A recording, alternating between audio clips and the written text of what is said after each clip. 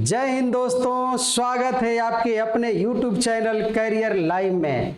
मैं शशिकांत सर आपके लिए एक ऐसा ब्रह्मास्त्र लेकर आया हूं जो पेट परीक्षा आयोजित होने जा रही है, टीजीटी की परीक्षा आयोजित होने जा रही है, एलटी की परीक्षा आयोजित होने जा रही है या वीडियो की परीक्षा आयोजित होने जा रही है। इन सभी परीक्षाओं के चक्रव्यूह को तोड़ने के लिए इस मेरे ब्रह्मास्त्र का यदि आपने सही से इस्तेमाल किया तो आप निश्चित रूप से इस चक्रव्यूह को तोड़ेंगे। तो आइए इस ब्रह्मास्त्र का सही से इस्तेमाल करने के लिए आप फटाफट अपनी कॉपी और पेन अपने हाथ में लीजिए और शुरू से अंत तक मेरे साथ मेरी इस वीडियो में बने रहिए। तो शुरू करते हैं इस ब्रह्मास्त्र में पहली कड़ी, जिसे कहा जा रहा है संविधान संशोधन। एक ऐसा ब्रह्मास्त्र है, एक ऐसा ब्रह्मास्त्र है जिसे संविधान संशोधन कहा जाता है। अब ये संविधान जो संशोधन है, कोई भी परीक्षा आयोजित हो रही हो भारत में तो निश्चित रूप से यहां से 2 से 3 सवाल पूछे जाते हैं। तो यहाँ मुख्य संविधान संशोधन पर चर्चा किया जाएगा। वैसे तो भारतीय संविधान में संशोधन की प्रक्रिया अनुच्छेद 368 के द्वारा निहित की गई है कि भारतीय संविधान में अनुच्छेद 368 के द्वारा संविधान संशोधन किया जाएगा। और ये संविधान संशोधन करने के 3 चरण हैं। 3 प्रकार से संविधान का संशोधन किया जाता है। भारतीय संविधान में संशोधन 3 प्रकार से किया जाता है। और ये जो संविधान संशोधन की ये प्रक्रिया है, संविधान संशोधन की प्रक्रिया भारतीय संविधान में, तो भारत ने इसे दक्षिण अफ्रीका से अंगीकृत किया है। भारत ने संविधान संशोधन की प्रक्रिया दक्षिण अफ्रीका से लिया है। तो परीक्षा में यह सवाल बार बार पूछा जाता है कि भारतीय संविधान में संशोधन किस अनुच्छेद के आधार पर किया जाता है, भारतीय संविधान में संशोधन की प्रक्रिया कहां से लिया गया, भारतीय संविधान में संशोधन कितने प्रकार से किया जाता है। तो भारतीय संविधान में संशोधन 3 प्रकार से किया जाता है। अब इस तीनों प्रकार की चर्चा करते हैं। चलिए इसका आप स्क्रीनशॉट ले लीजिए।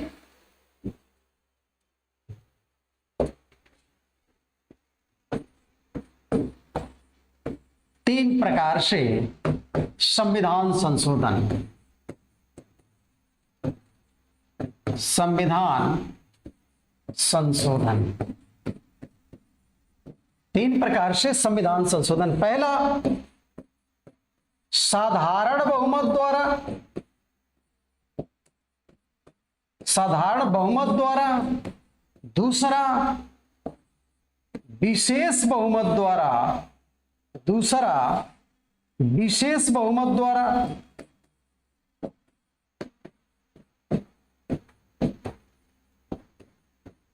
और तीसरा विशेष बहुमत, विशेष बहुमत प्लस राज्यों के, आधे से अधिक राज्यों की अनुमति के द्वारा, राज्यों के अनुमति के द्वारा, आधे से अधिक राज्यों के अनुमति के द्वारा। यानी कि भारत में के संविधान में 3 प्रकार से संशोधन किया जाता है। पहला संशोधन साधारण बहुमत के द्वारा, दूसरा संशोधन विशेष बहुमत के द्वारा और तीसरा संशोधन विशेष बहुमत और राज्यों के अनुमोदन के आधार पर संविधान में संशोधन किया जाता है। ये संशोधन लोकसभा में, राज्यसभा में, किसी भी सदन में संशोधन की प्रक्रिया को शुरू किया जा सकता है और उपस्थित सदस्यों के आधार पर यह संशोधन किया जाता है। तो बार बार यह सवाल पूछा जाता है कि संविधान में संशोधन कितने प्रकार से किया जाता है। तो संविधान में संशोधन 3 प्रकार से किया जाता है। यद्यपि कि इंटरव्यू में भी कई बार यह सवाल पूछा गया कि संविधान में संशोधन की कितनी प्रक्रिया है और उस प्रक्रिया पे अलग अलग चर्चा की जाती है। साधारण बहुमत के द्वारा, विशेष बहुमत के द्वारा और विशेष बहुमत प्लस राज्यों के अनुमति के द्वारा संविधान में संशोधन किया जाता है। तो आप फटाफट इसका स्क्रीनशॉट लीजिए और इसको कंठस्थ करिए। अब संविधान संशोधन में पहले संविधान संशोधन कब हुआ, उसमें क्या जोड़ा गया और लगातार भारत के संविधान में कितने बार संशोधन हुआ है। तो आज तक भारतीय संविधान में 1 से लेकर 105 तक, यानी भारतीय संविधान में 105 बार संशोधन किया गया है। तो इस पर 105 बार संशोधन में चर्चा करेंगे। पहला संविधान संशोधन 1951 में किया गया और पहले संविधान संशोधन के द्वारा 9वीं अनुसूची को जोड़ा गया। जो संविधान में, मूल संविधान में 8 अनुसूचियां थी और 9वीं अनुसूची को जोड़ा गया और पहले से अनुच्छेद 31 क और 31 ख संबंधित भी कुछ प्रावधान किए गए। तो 9वीं अनुसूची को जोड़ा गया और 9वीं अनुसूची का संबंध है भूमि अधिग्रहण से, भूमि अधिग्रहण से। इसके बाद भूमि अधिग्रहण के बाद एक संविधान संशोधन किया गया, 7वां संविधान संशोधन 1956 में, और 7वां संविधान संशोधन के द्वारा राज्यों का पुनर्गठन किया गया। भाषा के आधार पर राज्यों का पुनर्गठन किया गया। पुनर्गठन, जब राज्यों का पुनर्गठन किया गया 1956 में, तो भारत में 14 राज्य और 6 केंद्र शासित प्रदेश बने थे। भारत में 14 राज्य और 6 केंद्र शासित प्रदेश बने थे 1956 में। इसके बाद 10वां संविधान संशोधन हुआ 1961 में। 10वां संविधान संशोधन 1961 में हुआ और 1961 में दादर एवं नगर हवेली, जिस पर पुर्तगालियों का अधिकार था, दादर और नगर हवेली जिस पर पुर्तगालियों का अधिकार था, उस राज्य को 10वें संविधान संशोधन के द्वारा भारत में मिलाकर एक राज्य बनाया गया। ये परीक्षा में बार बार सवाल पूछा जाता है। फिर उसके बाद 13वां संविधान संशोधन किया गया 1962 में और इस संविधान संशोधन के द्वारा जो नागालैंड राज्य है उसको राज्य का दर्जा दिया गया। नागालैंड को राज्य का दर्जा दिया गया। दादर और नगर हवेली को राज्य का दर्जा दिया गया। तो इसे फटाफट आप इसका स्क्रीनशॉट भी ले सकते हैं या ये पुनः इसको व्यवस्थित तरीके से कर देते हैं।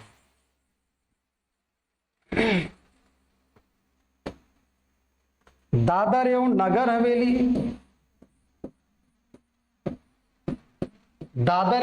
हवेली को राज्य का दर्जा दिया गया। इसके बाद 13वां संविधान संशोधन के द्वारा नागालैंड को राज्य का दर्जा दिया गया।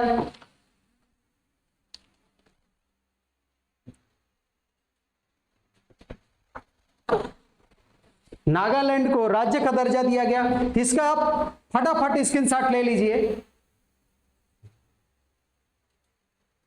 चलिए अगला, इसके बाद 13वां संविधान संशोधन मैंने बताया कि नागालैंड को राज्य का दर्जा दिया गया। इसके बाद 21वां संविधान संशोधन 1967, 71वां संविधान संशोधन 1992 और 92वां संविधान संशोधन 2003 में हुआ है और इस तीनों का संबंध भाषा से है। 8वीं अनुसूची में भाषाओं का उल्लेख है। मूल संविधान में 14 भाषाएं थी, तो 21वें संविधान संशोधन के द्वारा सिंधी को जोड़ा गया, सिंधी भाषा को जोड़ा गया 15वीं भाषा के रूप में। इसके बाद 71वां संविधान संशोधन 1992 के द्वारा जोड़ा गया कोकड़ी,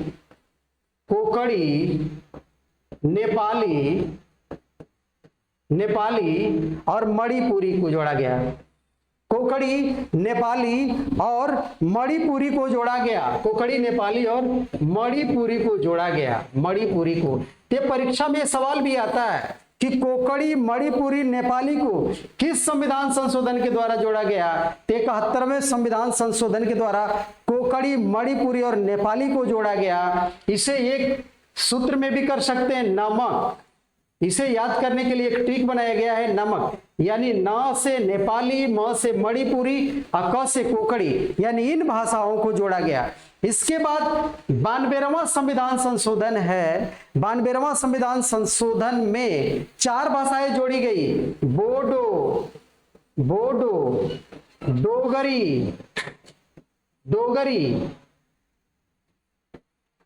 डोगरी, संथाली, बोडो, डोगरी, संथाली और मैथिली भाषा को जोड़ी गई। बोडो, डोगरी और संथाली, मैथिली भाषा को जोड़ी गई। तो इसका ट्रिक है BSDM। इस भाषा को यानी 92वें संविधान संशोधन के द्वारा 4 भाषाओं को जोड़ा गया, 71वें संविधान संशोधन के द्वारा 3 भाषाओं को जोड़ा गया और 21वें संविधान संशोधन के द्वारा सिंधी को जोड़ा गया है। परीक्षा में सवाल बार बार पूछा जाता है कि सिंधी को कब जोड़ा गया, नेपाली को कब जोड़ा गया, मणिपुर को कब जोड़ा गया, कोकड़ी को कब जोड़ा गया, बोडो को कब जोड़ा गया, डोगरी को कब जोड़ा गया, संथाली को कब जोड़ा गया। ये परीक्षा में बार बार सवाल आता है। इसके बाद 36वां संविधान संशोधन है। 36वां संविधान संशोधन के द्वारा सिक्किम को, जो सिक्किम पहले सह राज्य था, सिक्किम जो पहले सह राज्य था, अब सह राज्य को राज्य का दर्जा दिया गया। 36वें संविधान संशोधन के द्वारा सिक्किम को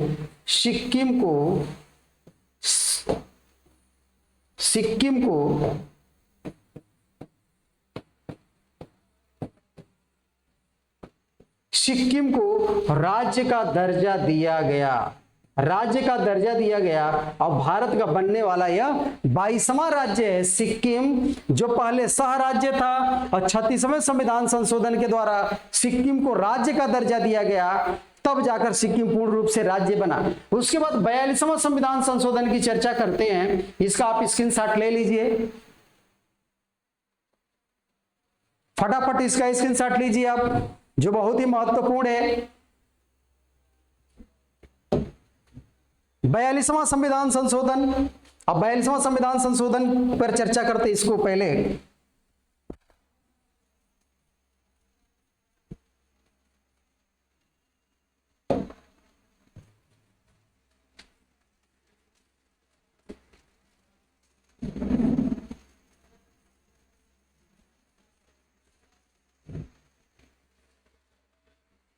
अब 42वें संविधान संशोधन की बात करते हैं। 42वां संविधान संशोधन 1976 में हुआ और इस संविधान संशोधन के द्वारा भारतीय संविधान के सभी पहलुओं पे चर्चा की गई। इस संविधान संशोधन के द्वारा देखा गया कि प्रस्तावना को संशोधित किया गया। प्रस्तावना, इस संविधान संशोधन के द्वारा प्रस्तावना को संशोधित किया गया और प्रस्तावना में समाजवादी,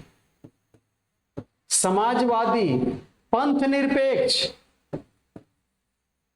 निरपेक्ष और अखंडता शब्द जोड़े गए। प्रस्तावना में समाजवादी, पंथ निरपेक्ष और अखंडता शब्द जोड़े गए। प्रस्तावना में जो संशोधन हुआ ये केशवानंद भारती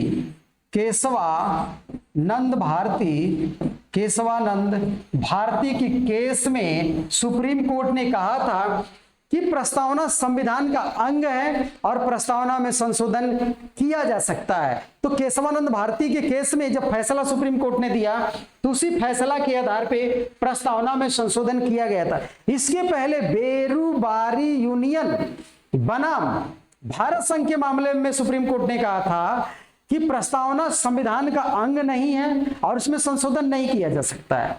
लेकिन अपने ही निर्णय को कुछ समय के बाद बदलते हुए केशवानंद के केस में सुप्रीम कोर्ट ने कहा था कि प्रस्तावना संविधान का अंग है और प्रस्तावना में संशोधन किया जा सकता है और उसी के आधार पर समाजवादी, पंथ निरपेक्ष और अखंडता शब्द को प्रस्तावना में जोड़ा गया। यह सवाल बार बार पूछा जाता है, तो आप इसका स्क्रीनशॉट ले लीजिए।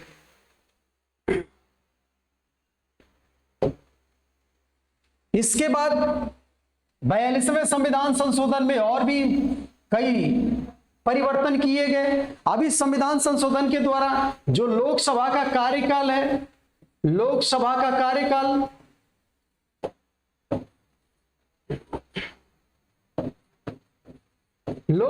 कार्यकाल 6 वर्ष के लिए बढ़ा दिया गया। 42वें संविधान संशोधन के द्वारा लोकसभा के कार्यकाल को 6 वर्ष के लिए बढ़ा दिया गया। इसी संविधान संशोधन के द्वारा 42वें संविधान संशोधन के द्वारा जो कार्यकाल को 6 वर्ष के लिए बढ़ा दिया गया। संविधान में मौलिक कर्तव्यों को जोड़ा गया।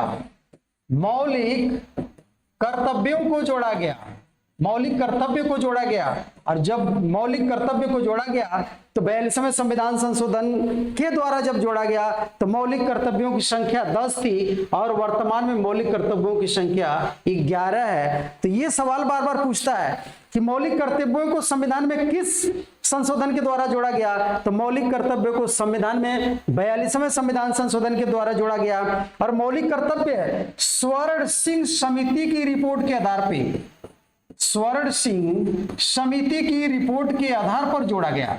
यह सवाल भी बार बार पूछा जाता है कि मौलिक कर्तव्य को संविधान में किस समिति की रिपोर्ट के आधार पर जोड़ा गया, तो इस संविधान में स्वर्ण सिंह समिति की रिपोर्ट के आधार पे इसे जोड़ा गया। तो यहां से सवाल 42वें संविधान संशोधन से आता है। पर संविधान संशोधन 42वां संविधान संशोधन इतना बड़ा संविधान संशोधन था कि इसे लघु संविधान भी कहा जाता है। 42वें संविधान संशोधन को लघु संविधान भी कहा जाता है। अब सवाल बार बार पूछता है कि किस संविधान संशोधन को लघु संविधान कहा जाता है, तो 42वें संविधान को लघु संविधान संशोधन कहा जाता है। और 42वां संविधान एक ऐसा संविधान संशोधन था जो सर्वाधिक विवादास्पद रहा। सर्वाधिक विवाद इसी संविधान संशोधन में होते हैं। तो आप इसका स्क्रीनशॉट भी ले लीजिए।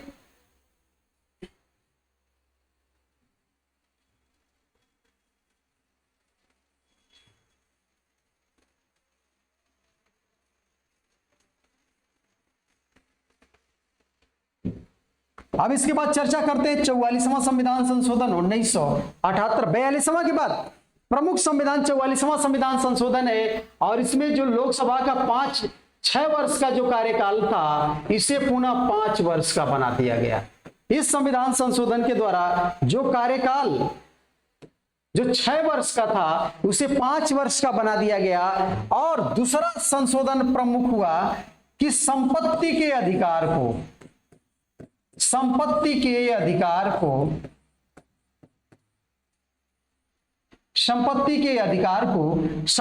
अधिकार को कानूनी अधिकार बना दिया गया। संपत्ति के अधिकार को कानूनी अधिकार बना दिया गया। कानूनी अधिकार,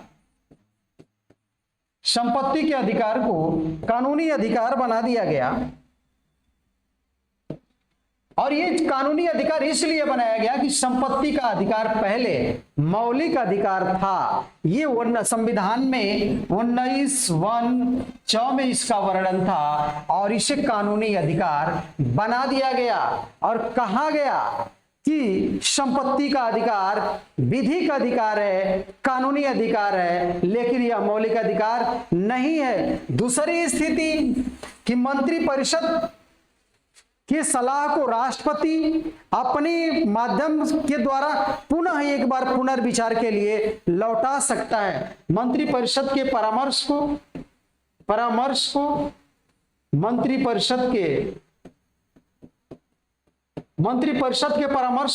राष्ट्रपति एक बार 44वें संविधान संशोधन के द्वारा पुनर्विचार के लिए लौटा सकता है। लेकिन यदि पुनः मंत्रिपरिषद उसी स्थिति में या थोड़ा संशोधन करके पुनः राष्ट्रपति के पास भेजती है मंत्रिपरिषद, तो राष्ट्रपति उसे स्वीकार करेगा, उसे पुनः लौटा नहीं सकता। इसके बाद इसका आप स्क्रीनशॉट ले लीजिए।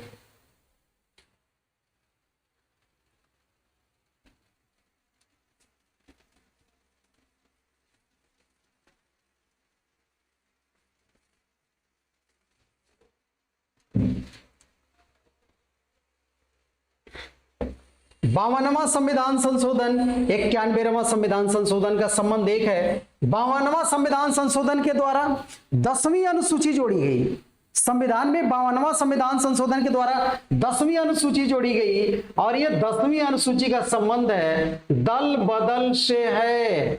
10वीं अनुसूची का संबंध दल बदल से है। देश में राजनीतिक अस्थिरता को दूर करने के लिए दल बदल कानून लाया गया 52वां संविधान संशोधन के द्वारा 1985 में यह सवाल बार बार पूछा जाता है कि 52वां संविधान संशोधन का संबंध किससे है? दल बदल से है। कब लाया गया? 1985 में लाया गया। और इसी में एक नया संशोधन कर दिया गया 2003 में। 91वां संविधान संशोधन 2003 में हुआ और इसके द्वारा मंत्री परिषद की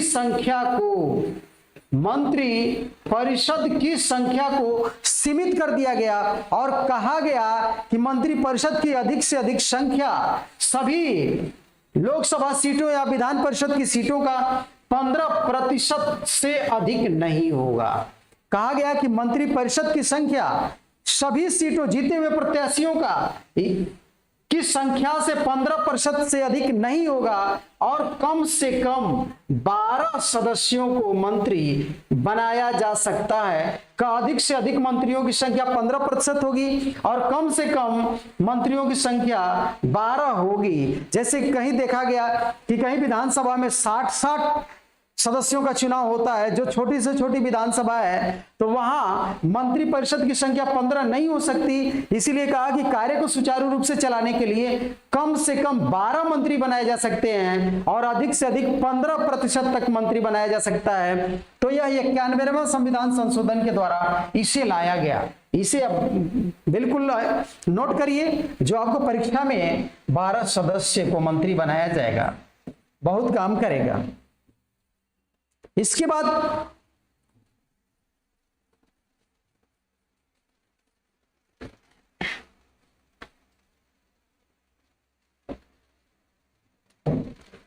एक 60वां संविधान संशोधन का संबंध है मतदान से। 61वां संविधान संशोधन का संबंध मतदान से है। अब इसमें देखा गया कि पहले मतदान करने की आयु 21 वर्ष थी और 61वें संविधान संशोधन के द्वारा इसे घटाकर 61 वर्ष कर दिया गया। इसे घटाकर 61 वर्ष कर दिया गया।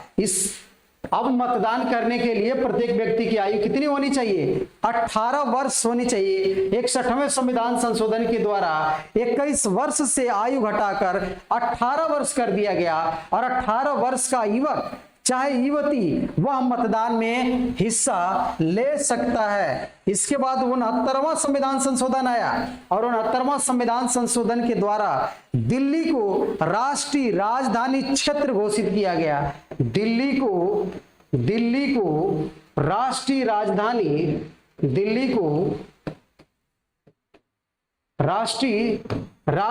क्षेत्र घोषित किया गया। यह सवाल बार बार पूछा जाता है कि दिल्ली को राष्ट्रीय राजधानी क्षेत्र कब घोषित किया गया? तो दिल्ली को राष्ट्रीय राजधानी क्षेत्र घोषित किया गया 69वां संविधान संशोधन के द्वारा। तो आप इसे फटाफट अपने कॉपी में नोट करिए और याद करिएगा और ये निश्चित रूप से आपको सफल बनाएगा। उसके बाद 70वां संविधान संशोधन आता है 1992 और इस संविधान संशोधन के द्वारा दिल्ली और पांडिचेरी विधानसभा के सदस्यों को राष्ट्रपति के चुनाव में दिल्ली और पांडिचेरी के सदस्यों को राष्ट्रपति के चुनाव में सम्मिलित किया गया। विधानसभा सदस्यों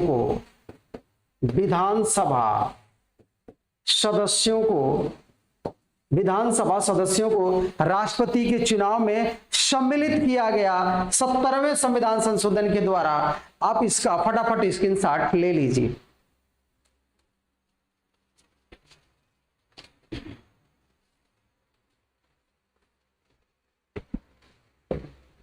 अब 73वां संविधान संशोधन 1992।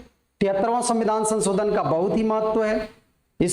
73वां संविधान संशोधन के द्वारा भारत में 11वीं अनुसूची जोड़ी गई और 11वीं अनुसूची का संबंध पंचायती राज से है। 11वीं अनुसूची का संबंध पंचायती राज से है और पंचायती राज में कुल 29 विषयों को सम्मिलित किया गया है। 11वीं अनुसूची 73वें संविधान संशोधन 1992 के द्वारा जोड़ी गई। अब इसमें देश में पंचायती राज का चुनाव भी कराया जाता है और पंचायती राज के चुनाव को संवैधानिक दर्जा दिया गया। एल.एम. सिंघवी समिति की रिपोर्ट के आधार पे एल.एम. सिंघवी समिति की रिपोर्ट के आधार पे एल.एम. सिंघवी, एएलएम सिंघवी समिति की रिपोर्ट के आधार पे संवैधानिक दर्जा दिया गया, संवैधानिक दर्जा दिया गया। और देश में बलवंत राय मेहता समिति की रिपोर्ट के आधार पे, बलवंत राय मेहता समिति की रिपोर्ट के आधार पे पंचायती राज को त्रिस्तरीय बनाया गया, पंचायती राज को त्रिस्तरीय बनाया गया और उसी पंचायती राज को संवैधानिक दर्जा एएलएम सिंघवी समिति की रिपोर्ट के आधार पर दिया गया। इसका स्क्रीनशॉट ले लीजिए आप फटाफट।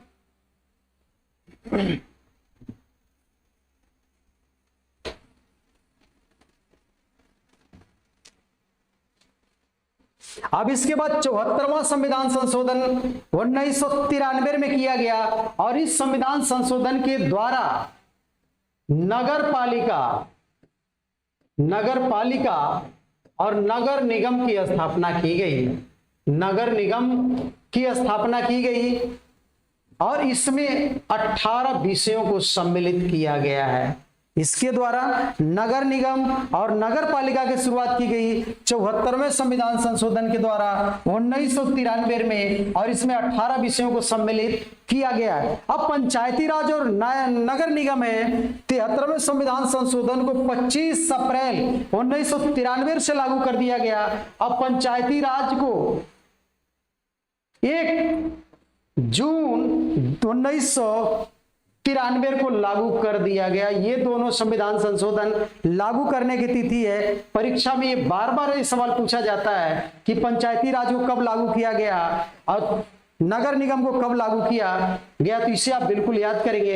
इसके बाद 86वां संविधान संशोधन का संबंध है जो काफी ही महत्वपूर्ण है। तो 86वां संविधान संशोधन का संबंध शिक्षा से है।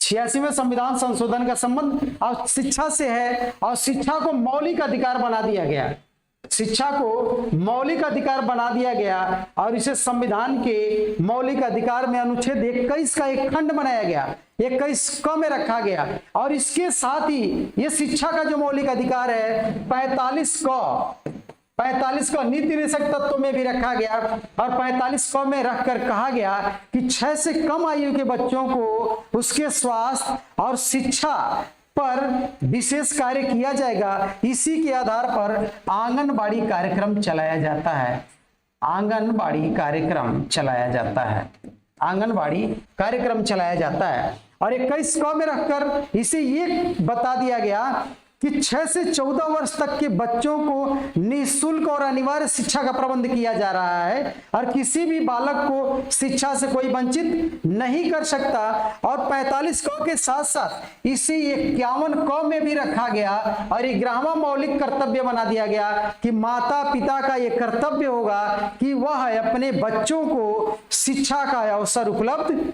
कराएं। तो ये शिक्षा से संबंधित सवाल अनिवार्य रूप से आता है। 86वां संविधान संशोधन 2002 के द्वारा शिक्षा को मौलिक अधिकार बना दिया गया। 21 को, 45 को और 51 को में इसे सम्मिलित किया गया। तो आप इसका स्क्रीनशॉट ले लीजिए।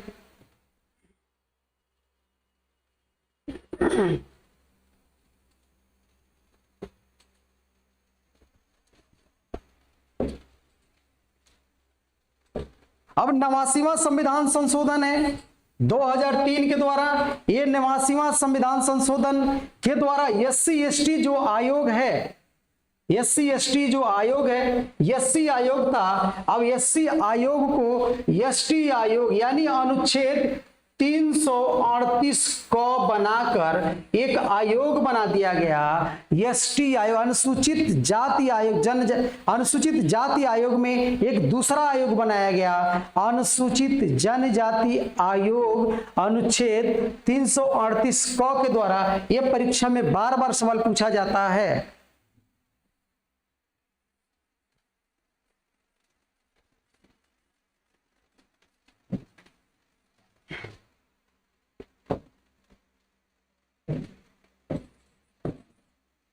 अनुच्छेद 338 के द्वारा अनुसूचित जाति आयोग है और 89वें संविधान संशोधन के द्वारा अनुसूचित जनजाति के लिए 368 के द्वारा एक एसटी आयोग बनाया गया। जो एसटी आयोग बनाया गया यह एसटीओ की विशेष सुविधा और उनके विकास पर विशेष ध्यान देता है।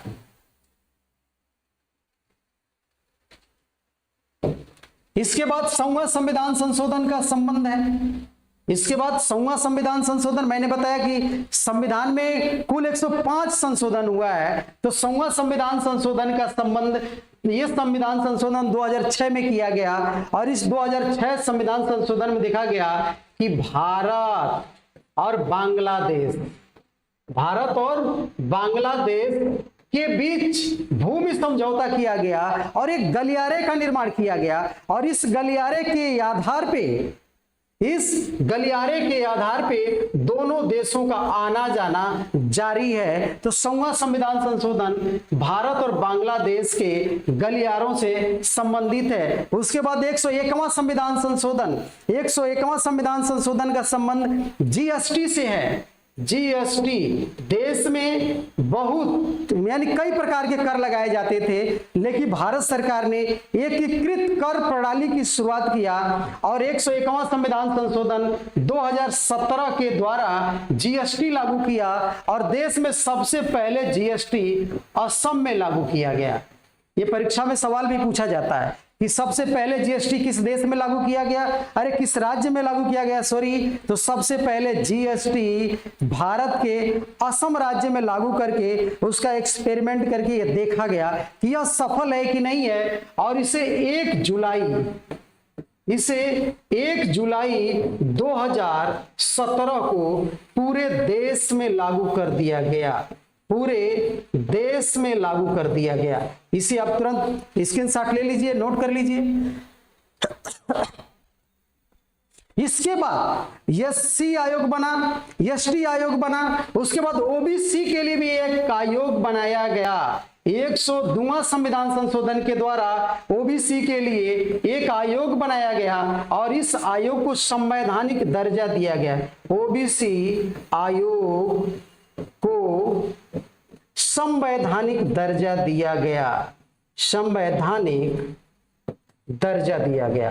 ओबीसी आयोग को, ओबीसी के लिए, अदर बैकवर्ड कास्ट के लिए एक आयोग बनाया गया और इस आयोग को संवैधानिक दर्जा दिया गया और 103वें संविधान संशोधन के द्वारा, देखिए 103वें संविधान संशोधन के द्वारा अदर ईडब्ल्यूएस की व्यवस्था की गई। ईडब्ल्यूएस की व्यवस्था की गई, यानी कहा गया कि सामान्य वर्ग में आर्थिक रूप से जो पिछड़े हुए लोग हैं उन्हें भी आरक्षण दिया जाएगा, चाहे वो प्रवेश में आरक्षण हो या नौकरियों में आरक्षण हो। तो ईडब्ल्यूएस को 103वें संविधान संशोधन के द्वारा संविधान में 10% आरक्षण का प्रावधान किया गया है। यह परीक्षा में भी बार बार सवाल पूछा जा रहा है इस समय कि सामान्य वर्ग के पिछड़े हुए व्यक्तियों को जो आर्थिक रूप से कमजोर हैं उन्हें किस संविधान संशोधन के द्वारा आरक्षण दिया जा रहा है। तो 103वां संविधान संशोधन 2019 के द्वारा उन्हें 10% आरक्षण दिया जा रहा है। तो इसे तुरंत आप स्क्रीनशॉट इसका ले लीजिए।